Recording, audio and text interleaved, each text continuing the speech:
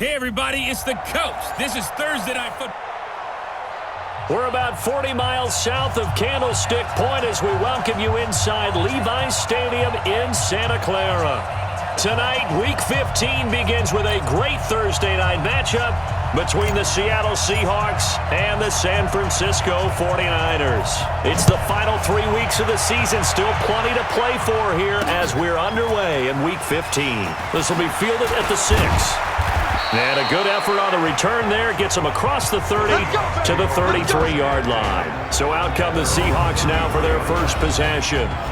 And leading them out there, we get a look at their 6'3" quarterback.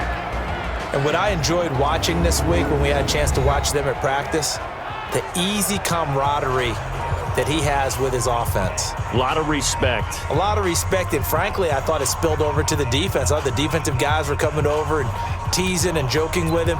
You can tell they respect the heck out of him and really want to play well for him. So they'll come up 1st and 10 now from the 33.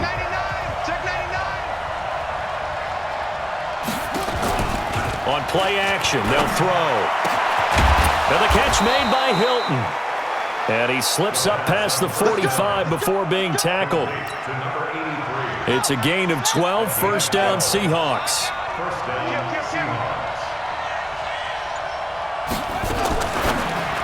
And the tip there altered the ball flight, and it falls incomplete. It'll be 2nd down. And we take a look at the offense for the Seahawks. And they should be set up for a big game. They have one of the hottest offenses in the league. They're coming in riding a winning streak, but we've seen these quick turnaround games really wreak havoc with what you've done previously. Hopefully they simplified their offense, and they'll just let their playmakers go out and do what they do best. On 2nd down, Bentley. And he's got this one across midfield into 49er territory. Give him 5 on the carry there, and it'll set up a 3rd down. A look now at the starters on this 49er defense. They played extremely well last week in that win over the Packers. And while you can't actually see confidence rising in a unit, you can tell by this team. All right, anytime you can tell your offense, hey, just get us a couple touchdowns. We got this thing locked down. That's when you know you're playing well and you're carrying your team along. He'll look to throw. He rifles one that's intercepted. Picked off near the 34. And his guys are going to take over at the 31-yard line. Last week, somehow they won. He threw all those picks, but they still won. Here, opening drive, unfortunately, he picked up where he left off. Partner, you get a lot of extra patience when you find a way to win despite you making mistakes. But starting out again this game, that patience is going to wear thin really quick, and I think the guys on the defensive side of the ball will be the first ones to let him know that's got to stop. The San Francisco offense getting their last-minute instructions before they take over here.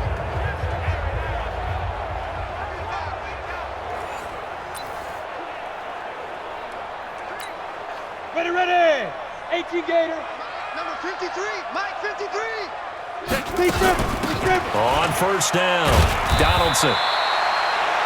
Give him a couple on the carry there, 2nd and 8. They tried a quick hitter inside, but that one was swallowed up because what they're hoping, those big defensive linemen will take the bait and move laterally and open up a crease that they can run through. Didn't happen on that play.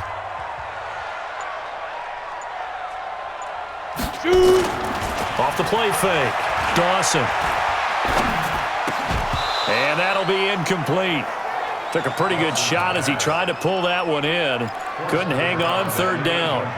It's a lot of contact going on there, and in the end, unable to keep 2 hands on the football and bring it into his body. Everything looked pretty good until the finish. And this time he's got the hook up. It's complete. After getting that turnover on the first drive of the game, you'd hate to just stall out the momentum, go 3 and out. They're able to avoid that there. Yeah, we talk about complementary football all the time, but I think it's a little bit deeper than that.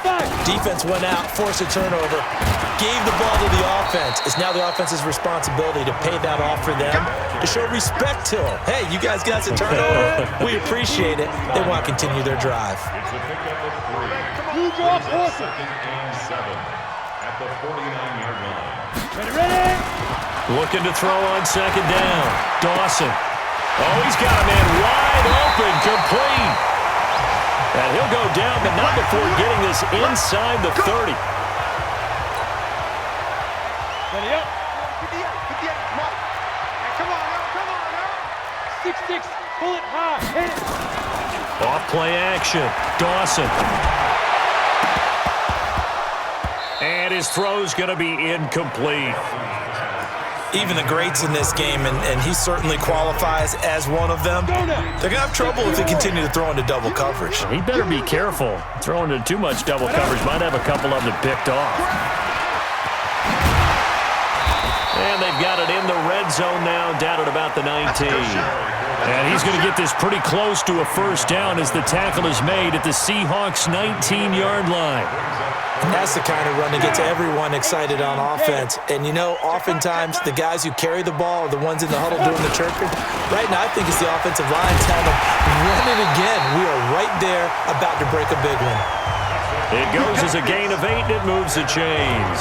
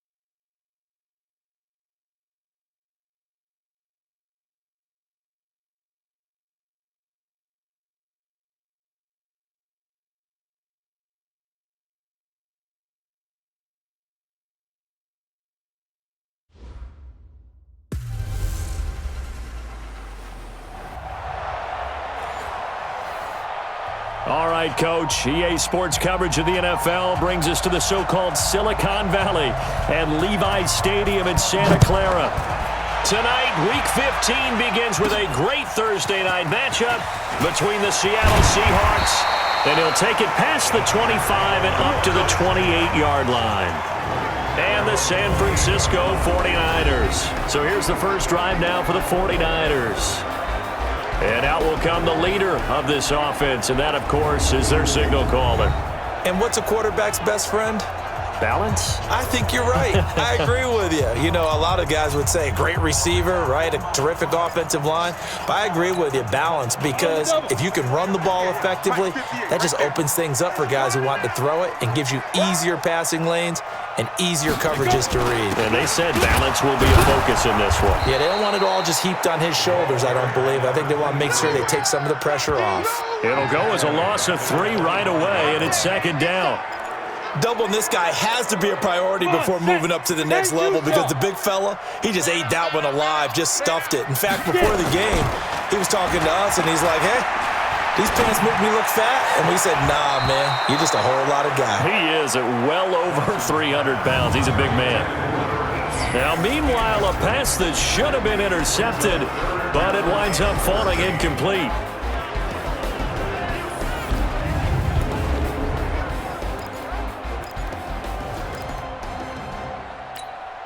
And this opening drive not going to plan. This is now 3rd and 13. Off the play fake. Dawson. He's going to fire one deep over the... He's got a man. Complete. Down the numbers. There he goes. Touchdown, 49ers. A big play there. His 4th touchdown on the year as his guys are able to strike first here in this opening quarter. Well, that's how they envisioned it, get the football to start the game and score it. And I don't know if that was scripted. Was it an audible? Or was it just a play call that they had in their pocket? No matter what, they had the right call on against the right defense, and they end up in the end zone.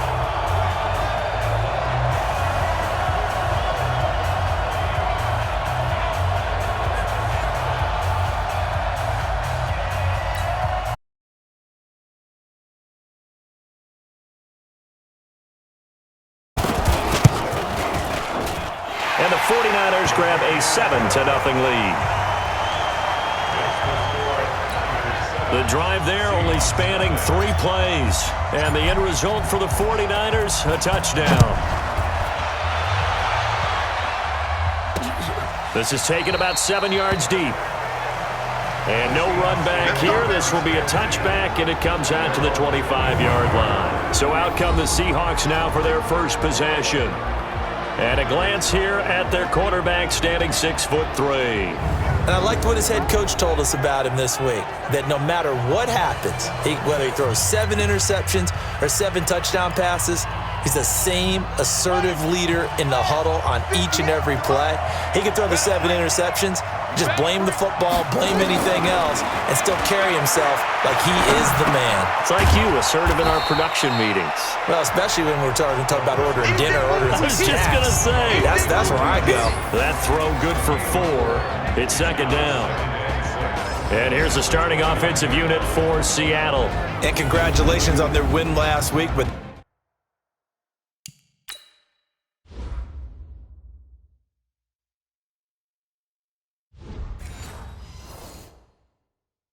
they didn't get a whole lot of time to celebrate it on Sunday. They were right back to work on Monday, but you'll have to do things differently when you prepare for a Thursday night game, because normally you'll take some time off.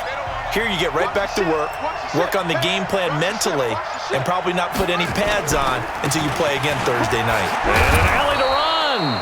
And he'll be brought down shy of the 40 at the 38-yard line. 9 yards to pick up there, and it's a first down.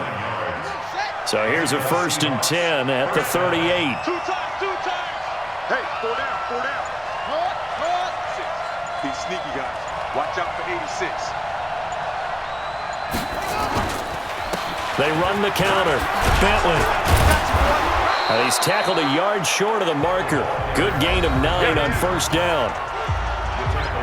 The numbers for him from a week ago: 16 carries, 80 yards. And now that he's playing a Thursday night game, short week, you know he spent a lot of time in the trainer's room in the cold tub trying to get his legs back for this game.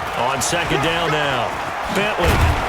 And he'll be brought down at the 45-yard line. That one, a first down pickup of 8. You were telling me this yesterday. This is exactly what they want to do on the opening drive, establish the ground game. Yeah, remember our conversation? We were talking about what one of the GMs in the league has told me repeatedly. It's a big man's game, and it's not necessarily size. He's talking about playing some big boy football. Line up, get leverage, knock people back, and establish the run early. Now a nice play defensively on first down as this is knocked away and incomplete.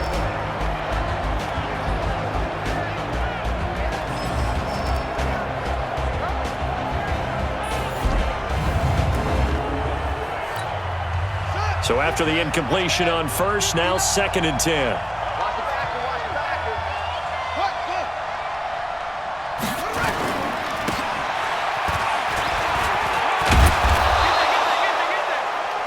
And he's going to have this pretty close to a first down as the tackle is made at the Niners' 36. And I see an extra defensive back on the field. Little surprise here on 3rd and 1.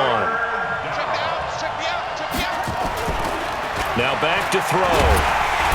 Nowhere to escape, and he goes down.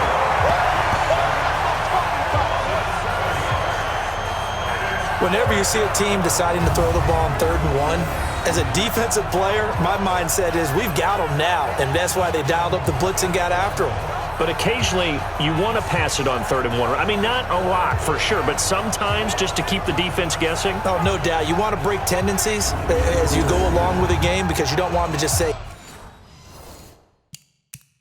oh, 3rd and 1, we know exactly what they're going to do.